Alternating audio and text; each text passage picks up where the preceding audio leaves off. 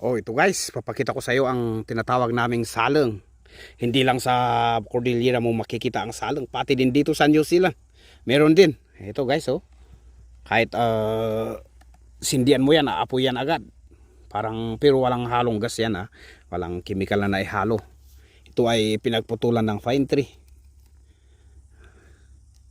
Hindi mo lang, ito ang ginagamit namin noon na pang fire starter at pang ilaw kasi walang kuryente noon doon sa amin sa Kabinggitan. At ito guys, sindihan ko para makita nyo.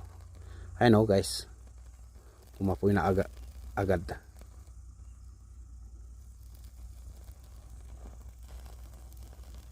Ayan guys, umapoy na pati itong